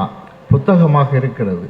அப்படி என்றால் இந்த புத்தகம்தான் மனிதர்களை உலக உயிர்களுக்கெல்லாம் தலைமை தாங்கும் இடத்திற்கு கொண்டு வந்து சேர்த்திருக்கிறது இல்லையா? ஆகவே இந்த புத்தக கண்காட்சியில் பாட்டினை போல் ஆச்சரியம் என்று நான் பேச நினைத்தாலும் கூட புத்தகத்தை போல் ஆச்சரியம் என்பது எனக்கு வேறொன்று இருப்பதாக தெரியவில்லை. புத்தகம் என்பது ஒரு தனி மனிதனுடைய டிஎன்ஏவை யோசித்து பார்த்தால், சோதித்து பார்த்தால் அவனுடைய வரலாறு தெரியக்கூடும். ஆனால் ஒரு புத்தகத்தினுடைய தன்மையை நீங்கள் யோசித்து பார்த்தால் அது ஒரு சமூகத்தின் டிஎன்ஏ அதில் இருக்கும். ஒரு உதாரணமாக திருக்குறளை எடுத்துக்கொள்வோமேயானால் அது திருவள்ளுவருடைய டிஎன்ஏ இல்லை, அது தமிழினத்தின் டிஎன்ஏ அதில் இருக்கும் இல்லையா? ஆகவே தமிழினத்தின் டிஎன்ஏவினுடைய ஆவணமாக இருக்கிறது புத்தகம் என்றால் அந்த புத்தகம்தான் மனித குலத்தை இந்த அளவிற்கு உயர்த்தி இருக்கிறது. கதை ஒரு கவிதை சொல்லுவார், ஒரு கதையும் சொல்லுவார். ஒரு மந்திரவாதி தன் சீடர்களிடம் சொல்லிவிட்டு ஒரு வாரம் நான் வெளியில் சென்று வருகிறேன், இந்த மடத்தை பார்த்துக்கொள் என்று சொன்னாராம். 3 சீடர்களும் சரி என்று சொன்னார்கள். வேலைகளை பிரித்து கொடுத்திருந்தார். அந்த மந்திரவாதியிடமிருந்து கற்ற வித்தைகளில் ஒன்றை ஒரு சீடர் பயன்படுத்தினாராம். கதை எழுதுகிறார்.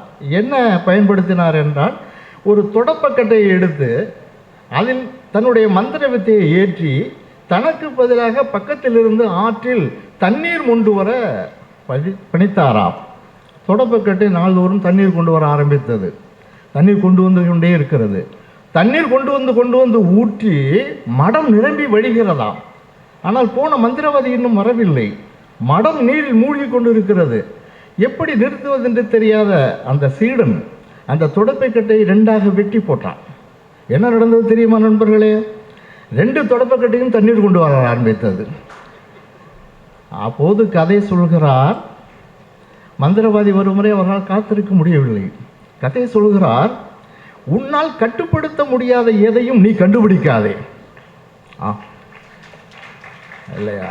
உன்னால் கட்டுப்படுத்த முடியாத பழக்கத்திற்கு எதற்கும் நீ கட்டுப்படாதே இல்லையா? தொடக்கத்தில் உனக்கு பழக்கம் கட்டுப்படுகிறது, பிறகு பழக்கத்திற்கு நீ கட்டுப்பட ஆரம்பித்து விடுகிறாய் இல்லையா? உன்னால் கட்டுப்படுத்த முடியாத எதையும் நீ கண்டுபிடிக்காதே கதை சொல்கிறார். என்ன நடந்தது நண்பர்களே தெரியுமா? இந்த செயற்கை நுண்ணறிவு வந்து நாம் கண்டுபிடித்தது தான், ஆனால் நாம் கட்டுப்படுத்த முடியாத அளவுக்கு நம்மை அது கட்டுப்படுத்தி கொண்டு இருக்கிறது. பார்த்தீர்களா? இப்போது நான் வீட்டிலிருந்து புறப்பட்டால் எந்த வழியில் புத்தக கண்காட்சிக்கு போக வேண்டும் என்பதை நான் தீர்மானிப்பதில்லை இல்லையா? இங்கே மழை வருமா வராதா என்று நான் பஞ்சாங்கத்தை போய் பார்ப்பது இல்லை இல்லையா? நான் இப்போது என்ன சாப்பிட வேண்டும் என்பதை நான் தீர்மானிப்பது இல்லை. இத்தனை மணிக்கு ஒரு முறை நீ தண்ணீர் குடி என்று என்னுடைய தொலைபேசி எனக்கு, செல்பேசி எனக்கு கட்டளை இடுகிறது. இந்த நேரத்தில் மருந்து சாப்பிடு, இந்த நேரத்தில் சாப்பாடு சாப்பிடு எல்லாம் சொல்கிறது. அது மட்டுமா சொல்கிறது? நாளைக்கு இந்த நேரத்தில் இதை செய்ய வேண்டும் என்பது மட்டுமில்லை நண்பர்களே, இன்னும் 3 ஆண்டு காலத்திற்கு பிறகு நீ என்ன செய்ய வேண்டும் என்பதையும் சொல்கிறது இல்லையா? அப்போது நான் எதற்கு கட்டுப்பட்டு கொண்டு இருக்கிறேன் என்பதை, அதிலிருந்து நான் எப்படி விடுபட வேண்டும் என்றெல்லாம் யோசிக்கிற போது எனக்கு அந்த புத்தகம் பெரிய ஆச்சரியமாக இருக்கிறது. புத்தகம் என்பது பெரிய ஆச்சரியம் என்றால் எப்படி என்று யோசித்து பாருங்கள். பாரதி சொல்கிறார், பாட்டினை போல் ஆச்சரியம் இல்லை என்று சொல்லுகிறார், ஃபாரின் மியூசிக் இல்லை என்று சொல்லுகிறார். பாட்டு என்பது என்ன நண்பர்களே?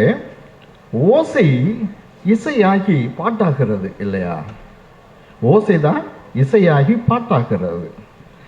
அப்படியே ஒளி மொழியாகி நூலாகிறது.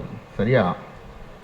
அப்போ ஓசை ஒளியலாம் ஆனாய் நீயே என்று கடவுளை சொல்கிறார்கள். அப்பொழுது பாட்டு நூல் எல்லாம் கடவுளோடு சேர்ந்ததாக இருக்கிறது. இன்னொன்று வியப்பு பாருங்கள், நமது கடவுள்கள் எல்லாருமே இசைக்கலைஞர்களாக இருப்பதை பார்த்தீர்களா?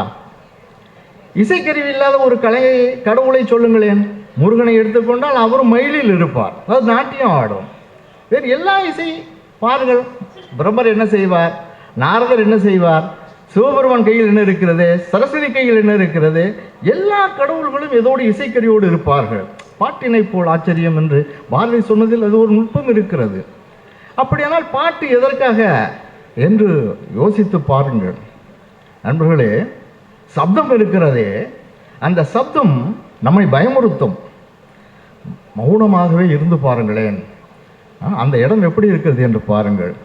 சப்தம் இல்லாமல் இருக்க முடியாது. ஆகவே வீட்டில் யாரும் உங்களுக்கு பேச்சுக்கு துணை இல்லை என்றால் வரப்போகிறது ரோபோ, அதை விடுங்கள். அது வரைக்கும் என்ன செய்யலாம் என்றால், இவர்கள் கிளி வளர்க்கிறார்கள், நாய் வளர்க்கிறார்கள், பூனை வளர்க்கிறார்கள், ஆனால் மனிதர்களை மட்டும் தூரமாக வைக்கிறார்கள் இல்லையா? முதியோர்களை எல்லாம் முதியோரிடத்தில் வைத்து விட்டு வீட்டில் பூனை கிளிகளை வளர்த்து கொண்டிருக்கிறார்கள். நண்பர்களே, நான் கேட்டேன், எதற்காக பூனையும் கிளியையும் நாயையும் வளர்க்கிறீர்கள் என்றால், வீட்டில் உள்ள பெரியவர்களை எல்லாம் முதியோரிடத்தில் விட்டுவிட்டு நீங்கள் ஏன் வீட்டில் பூனை கிளிகள் வளர்க்கிறீர்கள் என்றால், பூனையும் கிளிகளும் எங்களிடம் விவாதம் செய்வதில்லை, நாங்கள் சொல்வதை கேட்டுக்கொண்டிருக்கிறது. இன்னும் கொஞ்சம் மேலே போனால் சிலர் வீட்டில் செடி கொடிகள் வளர்ப்பார்கள். செடி கொடி வளர்க்க முடியாத சுற்றுச்சூழல் நிலவுகிற இடங்களில் நீங்கள் செடி கொடி வளர்க்கலாம் வீட்டுக்குள். சரி, இங்கே தான் கண்ணுக்கு தெரிந்த இடங்கள் எல்லாம் உங்களுக்கு செடி கொடி மரங்கள் இருக்கின்றன, எதற்கு வீட்டுக்குள் வளர்க்கிறீர்கள் என்று கேட்டால் அதற்கு சொல்கிறார்கள், இந்த நாய் பூனை எல்லாம் கூட எச்சமிடும், அதுக்கு ஒரு வேலை இருக்குது, அந்த செடி கொடிக்கு அதுக்கு தேவையில்லை. ஆனால் அது பார்த்தா தண்ணி ஊற்றுனா சிரிக்குது, பூக்குது, அப்படி எங்களுக்கு மலர்ச்சியை காட்டுது, ஒருபோதும் அதை கோவப்பட்டதாக இல்லை என்று உடனே எனக்கு வள்ளலார் நினைவுக்கு வந்தார்.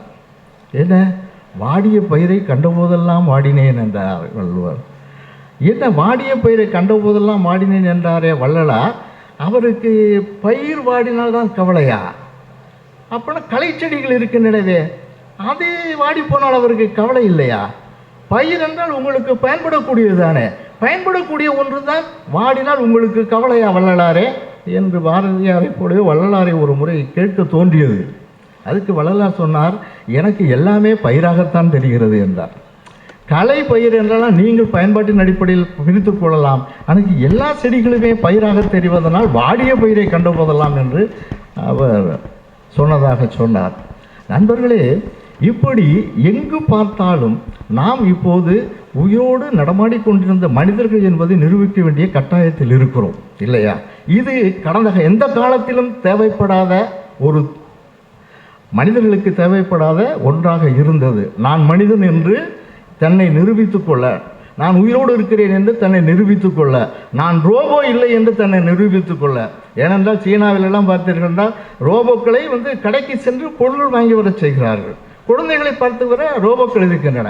அப்படின்னால் நீங்கள் வேறு ரோபோல் வேறு என்று எப்படி உங்களை காட்டப் போகிறீர்கள் என்பதுதான். அதனால்தான் யோசித்து பார்த்தால் நாம் நம்மை ரோபோ இல்லை என்பதை நிரூபிப்பதற்கான ஒரு நேரம் எப்போது வரும் என்றால், ரோபோக்கள் புத்தகம் படிப்பதில்லை, இந்திரன் படத்தில் படிக்கிறது மாதிரி இல்லை இல்லையா? ரோபோக்கள் எங்கேயாவது உட்காந்து புத்தகம் படிச்சுட்டு இருக்கா? படிக்கிறது இல்லை. ஆகவே நான் கையில் ஒரு புத்தகத்தை படித்து கொண்டிருந்தேன் என்றால், இவர் ரோபோ இல்லைன்னு என்னை கண்டுபிடிச்சிடுவாங்க. அந்த வகையில் இந்த புத்தகங்கள் எனக்கு ரொம்ப பயன்படும் என்று யோசித்தேன். பாரதி பாட்டினை போல் ஆச்சரியம் பாரின் மிசை இல்லையடா என்றார். பாருங்கள் நண்பர்களே, பாரதியே ஒரு ஆச்சரியம். பாரதியை போல் ஆச்சரியம் உண்டா? நினச்சி பாருங்க. பாரதியை நீங்கள் சொன்ன உடனே உங்களுக்கு ஒரு தோற்றம் கண்முன் வரும் தானே. அந்த பாரதி தோற்றத்தில் இருக்கிற அந்த கோட்டு, தலைப்பாகை, அந்த குங்குமம் பொட்டு, கையில் ஒரு தடி, யாருங்க? எங்கே இருந்து வந்தார் இவர்? இப்படி ஒருவரை நீங்கள் பார்த்ததாக நினைவு இருக்கிறதா எப்போதாவது எங்கேயாவது? எங்கேயாவது பார்த்துருக்கிறீர்களா? இந்த கோட்டு, தலைப்பாக, கையில் ஒரு தடி, குங்குமம் போட்டு இது மாதிரி யாரையாவது நீங்கள் பார்த்தா நினைவு இருக்கா? இல்லையா?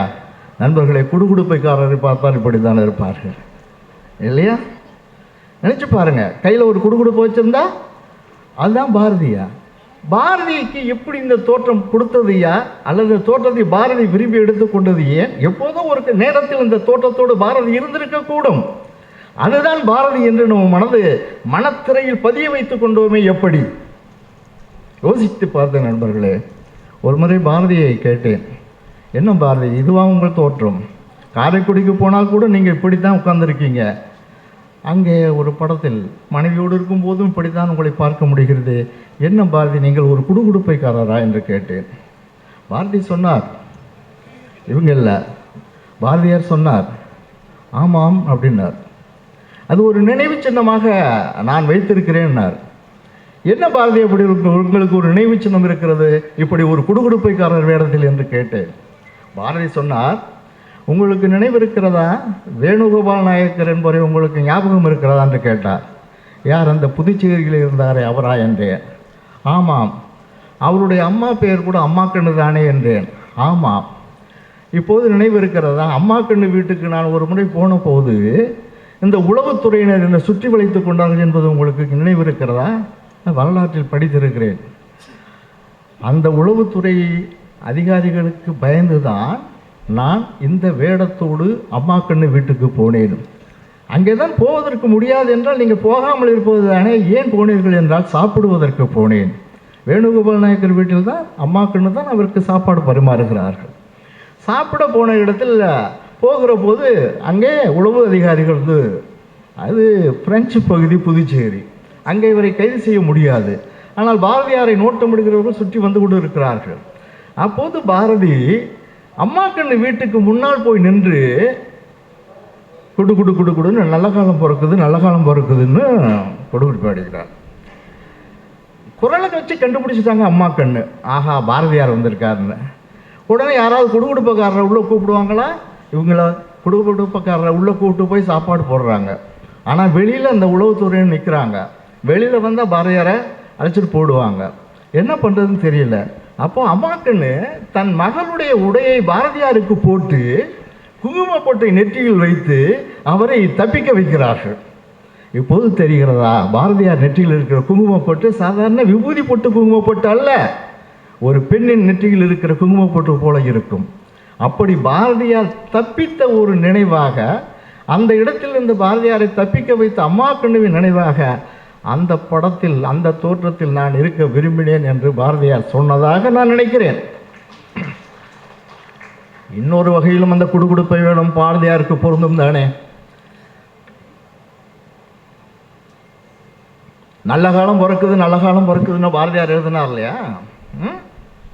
ஒரு பாட்டு எழுதினார், நல்ல காலம் பிறக்குது நல்ல காலம் பிறக்குதுன்னு எழுதியிருக்கார். அது மட்டும் இல்லை, குடுகுடுப்பைக்காரர் என்ன சொல்வார், எல்லா வீட்டுக்கும் போய் நல்ல காலம் பிறக்குது நல்ல காலம் பிறக்குதுன்னு தான் சொல்வார்.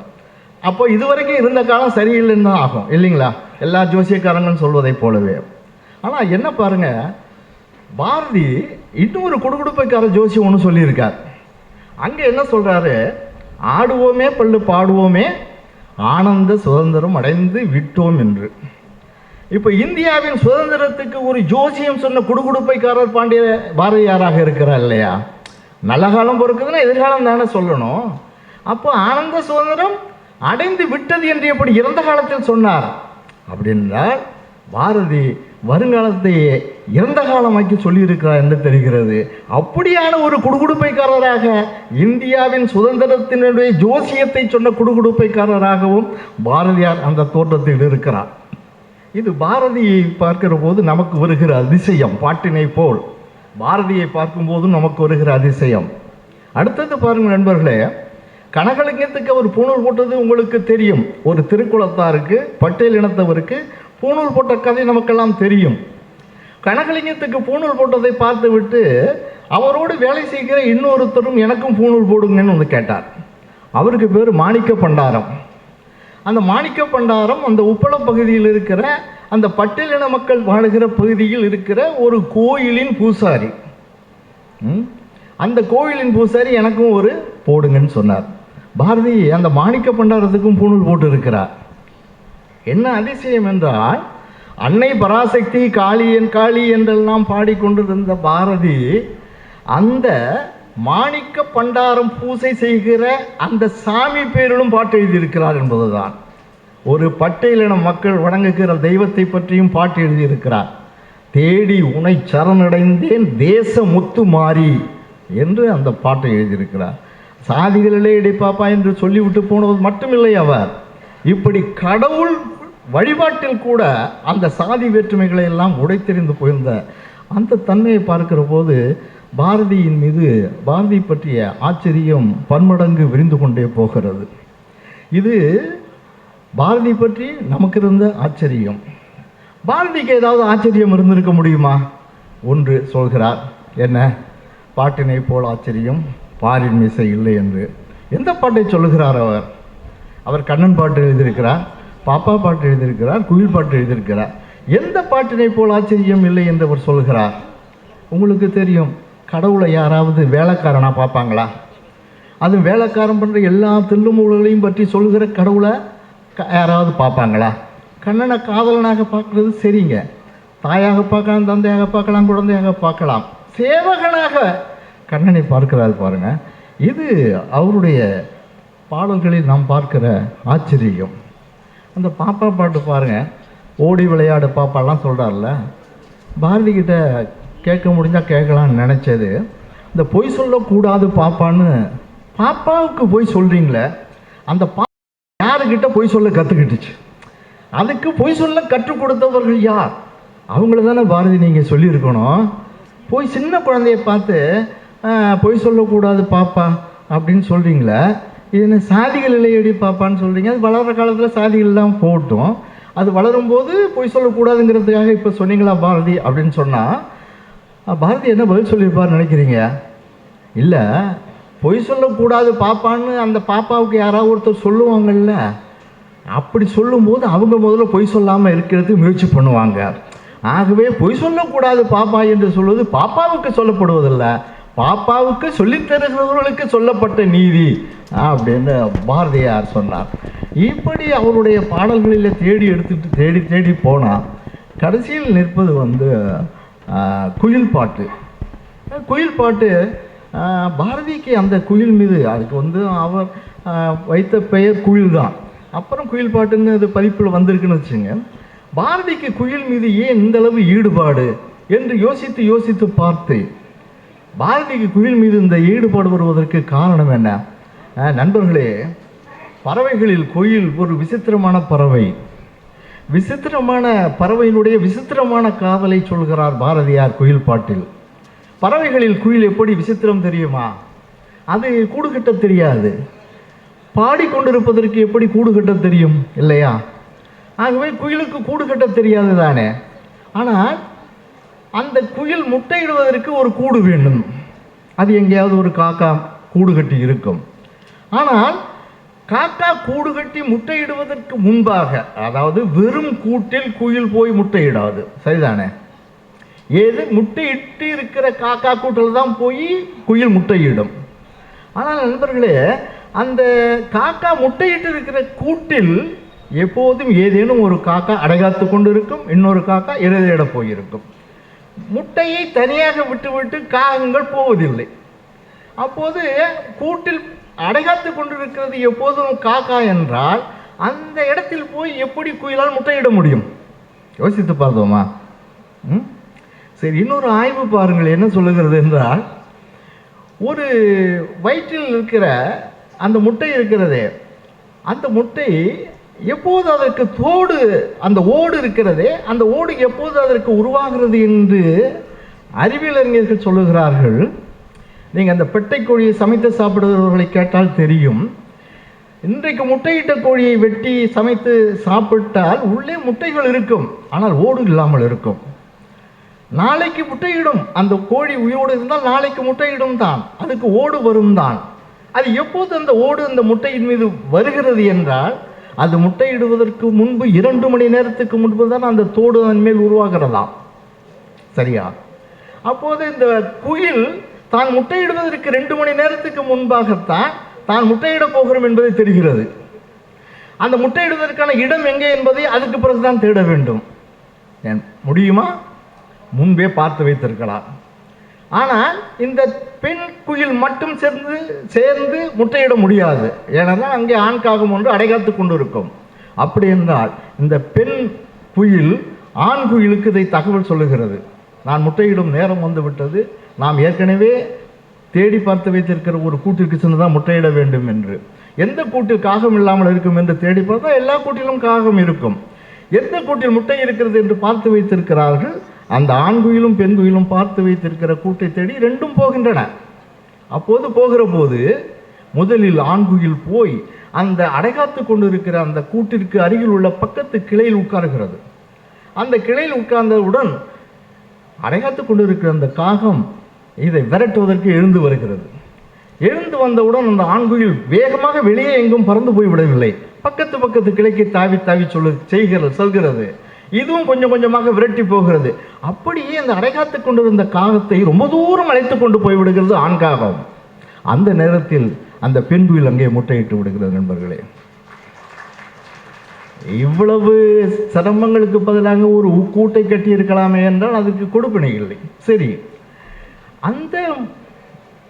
அந்த கூட்டில் முட்டையிட்ட பிறகு பெண் குயில் வந்தது, ஆண் குயில் போய்விடுகிறது. பிறகு அங்கே அந்த காகத்தின் முட்டைகளோடு சேர்ந்து இந்த குயிலின் முட்டையும் இருந்து குஞ்சு பொரிக்கிறது. குஞ்சு பொரிக்கிற போது காகத்திற்கு தெரியாது, 2யும் எல்லாம் ஒரே முட்டை தன்னுடையது என்று அடைகாத்து குஞ்சு பொரிக்கிறது. அந்த குஞ்சு பொரிக்கும் போது அதற்கு இறை கொடுக்கிறது. இந்த இறை கொடுக்க தாய்க்காகமும் தந்தைக்காகமும் மாறி மாறி வருகிற போது அந்த இறையின் அசைவு இருக்கிறதுல, அந்த காற்றினுடைய மேல்பட்டு இந்த குஞ்சுகள் கண் விழிப்பதற்கு முன்பாக வாய் திறக்கும் போது வாயில் அவை தாய்க்காகம் சாப்பாடு கொடுக்குது. அது வரைக்கும் சிக்கல் இல்லை, குயிலும் சாப்பிடுது, காக்காயும் சாப்பிடுது.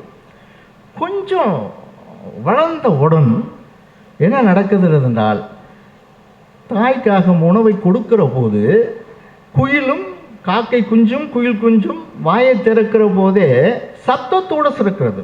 பார்த்தீங்கன்னா தெரியும், சத்தத்தோடு திறக்கிற போது அந்த சத்தம் வேறுபடுகிறது. அந்த சத்தம் வேறுபட்டவுடன் காக்காய் ஒரு கலவரம் வருகிறது. என்ன இது அப்படின்னு, ஏமாந்துட்டோமோன்னு.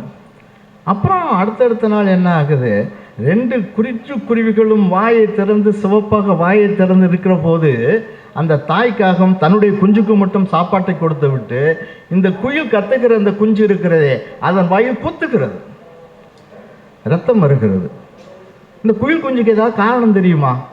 நேற்று வரைக்கும் பாசமாக தானே இருந்தீங்க, என்ன ஆச்சு உங்களுக்குன்னு தெரியும் இல்லையா? அந்த சத்தத்தில் வேறுபாடு கண்டுபிடிச்சி காகம் அப்படி கொத்த நண்பர்களே, குயிலின் கூவுகின்ற குயிலின் குரலில் ஒரு சோகம் தெரிகிறது இல்லையா? அது வாங்கிய கொத்தினுடைய காக்கா சாப்பாட்டுக்காக வாயை திறக்கிற போது தன் வாயில் காகம் கொத்திய கொத்து இருக்கிறதே, அப்போது ஏற்பட்ட வலியிலிருந்து வெளிப்படுகிற சோகம்தான் அது. வாழ்நாள் பூராவும் அந்த சோகம் இருக்கிறது. பாரதி சொல்கிறார், அதை கத்தும் குயிலோசை சற்றே என் காதில் பட வேண்டும். குயில் கத்தும் சொன்னால் தப்பு இல்லையா? அது மரபு இல்லை, மரபு வழு. குயில் என்னன்னு சொல்லணும், கூவுதுன்னு தான் சொல்லணும் இல்லையா? குயில் கூவுன்னு தான் சொல்லணும். பாரதி கத்தும் குயில். அது ஏன் அதனுடைய சோகத்தை வைத்துக்கொண்டு பாரதி அந்த கத்தும் குயில் என்று சொல்லுவார். அப்படியான அந்த குயிலின் வாழ்க்கை தான் அதனுடைய வாழ்நாள் முழுவதும் பார்த்தீங்கன்னா வெட்ட வெளியில் வராது. வெயில் நுழை பொதும்பார் குயில் நுழை வரியும்னு. வெயிலே உள்ளே போக முடியாது, ஆனால் குயில் மட்டும் உள்ளே போயிட்டு வரும் பாரு. அதை போல உள்ள மறைவிடங்களிலேயே வாழ்ந்து தன்னுடைய வாழ்க்கை. ஆனால் உலகில் குரல் வெளியில் பொது வெளியில் அதனுடைய குரல் எல்லோருக்கும் கேட்கும்படியாக இருக்கும். இந்த குயில் பாரதியை ரொம்ப கவர்ந்திருக்கு. அதனால் அவர் என்ன செஞ்சார், காலை இளம்பருதி வீசும் கதிர்களிலே மோகனமான் ஜோதி பெருகி முறைதவரா வேகத் திரைகளினால் வேத பொருள்பாடி வந்து தழுவும் வளஞ்சார் கரையுடைய செந்தமிழ் தென்புதுவை திருநகரில். அங்கே ஒரு மாஞ்சோலைக்கு போகிறார், பாண்டிச்சேரியில் முத்தியாலுப்பேட்டையில். அந்த மாலஜோய்க்கு போனப்போ ஒரு நாள் வேடர் வராத விருந்து திருநாளில் அந்த மாலஞ்சோலைக்கு போகிறார். அங்கே குயில் வந்து கத்துதா, கூவுதா, பாடுதா என்று பாரதியை கேட்டால் அது பாடுது என்று சொல்கிறார். குக்கு என்று குயில் பாடும் பாட்டினிலே தொக்க பொருளெல்லாம் தோன்றியது என் சிந்தைக்கு. என்ன பாடிச்சு, என்ன பாடல் கேட்டார் அப்படின்னு சொன்னால், அந்த குயில் பாடுற பாட்டில் காதல் காதல் காதல் காதல் போயில் காதல் போயில் சாதல் சாதல் சாதல், இதுதான் பாரதி அந்த குயிலிடம் கேட்ட பாடலாக அந்த குயில் பாட்டில் சொல்கிறார். இப்படியான இந்த காதலும் சாதலுமான வாழ்க்கையில் தான் பாரதி தன்னுடைய வாழ்நாள் முழுவதும் எப்படி வாழ்ந்து கொண்டிருக்கிறார் என்பது இந்த குயில் பாட்டினுடைய ரசனையிலிருந்து தெரிகிறது. நண்பர்களே, இந்த சப்தம், ஒளி, மொழி இருக்கிறதே, இது நூலாக இருக்கிறது, பாட்டாக இருக்கிறது என்று நாம் சொன்னோம் இல்லையா? இந்த புத்தகத்தினுடைய அருமை என்னவாக இருக்கிறது என்றால், புத்தகம் என்பது ஒளி, மொழி, எழுத்து, இலக்கியம், நூலாக இருக்கிறது என்றால் பாருங்கள், ஒரு ஓசையை வடிவமாக்கி நூலாக்கி இருக்கிறார்கள். ஒரு ஓசையை, ஒளியை வடிவமாக்குறது, சவுண்டை வந்து நீங்கள் ஸ்கிரிப்ட் பண்ணுறீங்க. இப்போ ஆ என்றால் ஆ என்ற ஒளி இல்லை, ஆ என்ற எழுத்து உங்களுக்கு தெரிகிறது. அம்மா என்றால் ஆ இம் மா என்கிற உயிரெழுத்து, மெய்யெழுத்து, உயிர்மை எழுத்து இல்லை. உயிரும் மெய்யும் உயிர்மையாக இருக்கக்கூடிய உங்கள் அம்மா நினைவுக்கு வருகிறார் இல்லையா? அப்படி என்றால் ஒரு ஒளி வரி வடிவத்திற்கு வந்து அந்த வரி வடிவத்திலிருந்து ஒரு பொருளை குறித்து அந்த பொருளில் இருந்து, அம்மா என்றால் இப்போ மல்லிகை என்று வச்சுங்க, மல்லிகை என்பது மா இல்லிகை மட்டும் இல்லை, அந்த பூ நினைவுக்கு வருகிறது, பூவிலிருந்து மனம் நினைவுக்கு வருகிறது, அந்த மனதிலிருந்து இந்த பூவை யாருக்கு கொடுத்தீர்களோ அந்த அம்மையார் நினைவுக்கு வரக்கூடும் இல்லையா? இப்படி இந்த பொருள்களை கடத்தி கொண்டு போகுது பாருங்க. இப்படியாக இந்த மொழி ஒவ்வொரு தலைமுறையாக இந்த சிந்தனைகளை கடத்தி கைமாற்றி கொண்டு வருவதில் பாரதி தனக்கு முன்னோர்களிடமிருந்து தான் பெற்ற சொத்துக்களை எல்லாம் இப்படி கைமாற்றி கொடுத்து கொண்டு இருக்கிறார். அப்படியான ஒன்றில்தான் இந்த பாட்டினை போல் ஆச்சரியம் பாரின் மிசை இல்லையடா என்பது. நண்பர்களே, பாரதி குயில் பாட்டில் 2 சொல்கிறார். பாவியே நெஞ்சை பறிகொடுத்தேன் என்று ஒரு பட்டியல் போடுகிறார். எதில் பாரதியார் நெஞ்சை பறிகொடுத்தார்? காணப்பறவை கலகலனும் ஓசையிலும், காற்று மரங்களிடை காட்டும் இசையினிலும். காற்று மரங்களை வச்சுக்கிட்டு ஒரு இசை கச்சேரி நடத்தலாம். காற்று மரங்களிடை காட்டும் இசையினும்னு ஒரு பட்டியல் போட்டுக்கிட்டு போவார். நீரருவி ஓசையிலும் நீல பெருங்கடலிய நேரமும் தான் ஒலிக்கும் ஓலத்தின் இசை ஒளியினிலும், அப்படியே சொல்லிக்கிட்டே போகிறவர் சுண்ணம் மிடிப்பார்த்தம் சுவை மிகுந்த பண்களிலும், ஏற்றம் இறைப்பாருடைய பாட்டுகளிலும், கோற்றுடையார் குக்கு என்று கொஞ்சம் குரலினிலும், மானுட பெண்கள் வளரும் ஒரு காதலினால் ஊரிடும் தேன் வாரியிலும், இப்படி பட்டியல் போட்டுக்கிட்டே போகிறவர் வட்டமிட்டு பெண்கள் வளைக்கரங்கள் தாமொழிக்க கொட்டி இசைத்திடுமோர் கூட்டு அமுத பாட்டினிலும் நெஞ்சை பறிகொடுத்தேன் பாவியேன் அப்படின்னு சொல்கிறார். ஆனால் என்ன, இப்படி பறிகொடுத்த இடத்தை ஒரு பட்டியல் போட்டு காமிக்கிறார். பிறகு தான் ஆச்சரியப்படத்தக்கமாக விஷயமாக உலகத்தில் நடந்ததெல்லாம் சொல்லிக்கிட்டே வரார். இந்த உலகத்தை படைச்சது, அதில் இருக்கிற எல்லாவற்றையும் பட்டியலிட்டு சொல்லிக்கிட்டு வர்றவர் ஒரு இடத்துல ஒரு அருமையான ஒரு செய்தியை சொல்லுகிறார். நீரை படைத்தார், நிலத்தை படைத்தார், நீரை பழைய நெருப்பில் குளிர்வித்தாய். என்னங்க அது? நீரை பழைய நெருப்பில் நம்ம சூடாக தான் ஆக்க முடியும். ஒரு கறி வச்சு சூடு பண்ண முடியும் தண்ணியை, இல்லையா? நீரை பழைய நெருப்பில் சூடாக்கலாம். ஆனால் பாரதி சொல்கிறார் நீரை பழைய நெருப்பில் குளிர்வித்தாய் என்று. அப்படின்னா அந்த பழைய நெருப்பு என்ன பாரதி என்று ஒரு முறை நான் கேட்டபோது என்றால், பாரதியார் குயில் பாட்டை போல இந்த பட்டை பகலில் பாவலருக்கு தோன்றியதோ நெட்டை கனவு போல தானே, எனக்கு கனவு வரக்கூடாதா என்ன? நான் பாரதியை கேட்டபோது பாரதி சொன்னார், அது ஒன்றும் இல்லை, இந்த பழைய நெருப்புங்கிறது நீ நினைக்கிறது மாதிரி கறி இல்லை, நிலக்கரி இல்லை, வேறு என்னங்க பாரதியார், அதுதான் இந்த பூமின்னார். பூமி ஒரு காலத்தில் நெருப்பாக தானே இருந்திருக்கும், சூரியனிடமிருந்து வந்த போது. அதனால் பூமிக்குள்ளே இருக்க தண்ணி மட்டும் எப்படி குளிர்ச்சியாக இருக்குன்னு நினைக்கிறியா? நீரை பழைய நெருப்பில் குளிர்வித்தாய். இப்படியெல்லாம் அந்த பட்டியல் போட்டுக்கிட்டு வந்தவர் கடைசியாக ஒன்று சொல்கிறாரு. என்ன? தான் ஆச்சரியப்படத்தக்க விஷயங்களாக இருக்கிற ஒன்றில் பாட்டினை போல் ஆச்சரியம் பாரின் மிசை இல்லையடா என்று. நண்பர்களே, நாம் ரோபோ இல்லை என்பதை நிரூபிப்பதற்கு ரெண்டு காரணங்கள் இருக்கின்றன, வழிகள் தான் இருக்கின்றன. ஒன்று பறிகொடுக்க வேண்டும், நெஞ்சை பறிகொடுக்க வேண்டும். இன்னொன்று ஆச்சரியப்பட வேண்டும். எதை பார்த்தும் ஆச்சரியப்பட வேண்டும். இந்த மனோன்மணியத்தில் நடராஜன் ஒருத்தர் வருவார், பறக்களும் அவனுக்கோர் அகப்படா திரவியம்னு. ஒரு கல் கீழே கிடந்தா கூட அதை பார்த்து ஆஹா எவ்வளோ அற்புதமாக இருக்குன்னு சொல்லுவார். தண்ணி ஓடிடுதுன்னா கையை நிறுத்தி ஐயோ சத்தம் போடுதா, நான் தண்ணியை தடுத்து நிறுத்ததுனால நீ அழுகிறியா, நீ போன்னு கையெடுப்பார். ஐயோ நொந்த நீ நில் அப்படின்னு சொல்லி அப்படி எதை பார்த்தாலும் அதில் உள்ள வியக்கத்தக்கதாக எல்லாவற்றையும் பார்க்கிற ஒரு பார்வையும், எல்லாவற்றிலும் தேவைப்படுகிற எல்லாவற்றிலும் மனதை பறிகொடுக்கிற ஒரு தன்மையும் மனிதர்களுக்கு எப்போதும் இருந்தாக வேண்டும். அந்த இரண்டையும் எப்போதும் நவீன விஞ்ஞானம் கைப்பற்றவே முடியாது. இவை இரண்டையும் நமக்கு சாத்தியமாக்குபவை புத்தகங்களாக இருக்கின்றன. ஏனென்றால் புத்தகங்கள் ஒரு சமூகத்தின் டிஎன்ஏவாக இருக்கின்ற காரணத்தினால் நாம் தொடர்ந்து புத்தகத்தை படிப்போம். வாய்ப்புக்கு நன்றி, வணக்கம்.